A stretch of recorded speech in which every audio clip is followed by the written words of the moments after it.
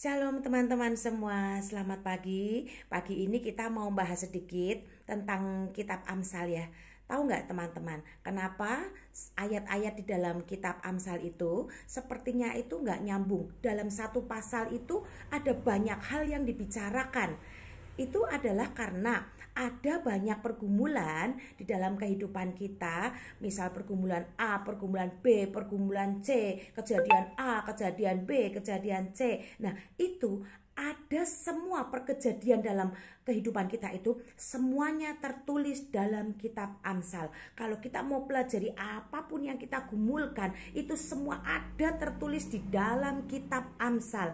Nah itulah kenapa perkataan yang keluar, perkataan firman Tuhan yang tertulis dalam Amsal, yang kita perkatakan untuk mengawal doa kita, untuk mengawal pergumulan kita. Waktu kita mengalami satu pergumulan dan kita harus berdoa untuk pergumulan itu, kawalah dengan ayat firman Tuhan.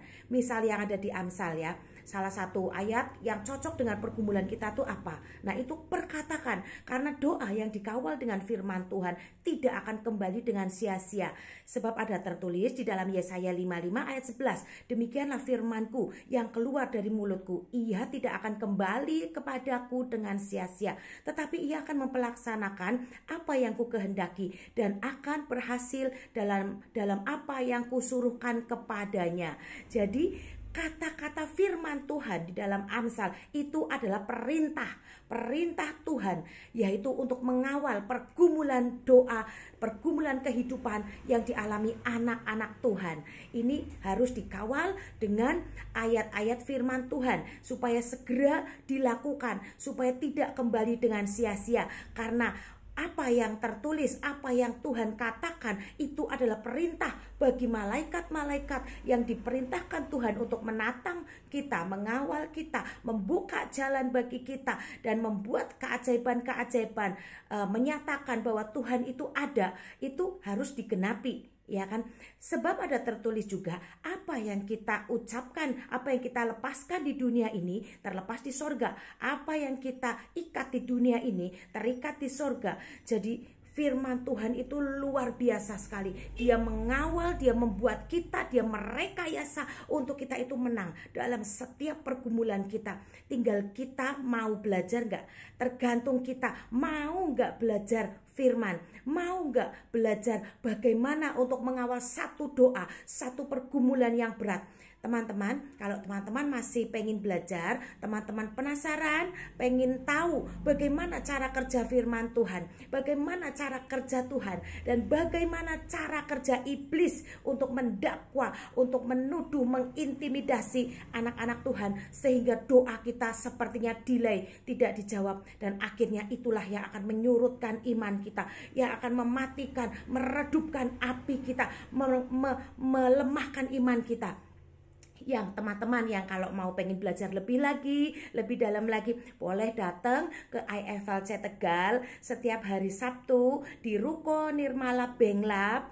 Kita mau belajar firman Tuhan dalam acara Reading Bible with IFLC Tegal ya. Nanti kita bisa sharing, kita bisa kesaksian, kita bisa belajar lebih lagi. Gimana sih cara berdoa yang benar? Ya kan, gimana sih cara kerja supaya doa kita itu nggak delay? Gimana cara mengaktifkan malaikat-malaikat yang Tuhan utus untuk mengawal, menatang kita, membuka jalan, mengawal berkat kita supaya tidak dicuri ya. Bagaimana cara untuk mengawal kita supaya kita menuntaskan panggilan kita sampai destiny kita, sampai garis finish dengan kuat. Ada caranya tuh teman-teman. Tuhan itu ajaib. Dia selalu memberikan hikmat, dia selalu memberikan penolong, dia selalu memberikan ide-ide yang kreatif, yang ajaib ya.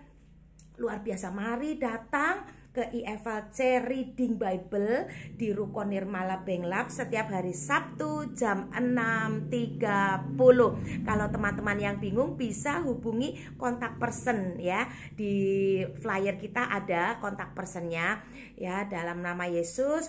Mari kita semua datang ke IFLC Satelit Tegal setiap hari Sabtu jam 6.30 sore. Kita belajar sama-sama, kita kupas tuntas habis firman firman Tuhan, supaya kita jadi pemenang dalam tiap pergumulan ke pergumulan yang lain. Kita jadi pemenang dalam satu masalah kepada masalah yang lain. Kitalah orang-orang yang dimenangkan oleh Tuhan.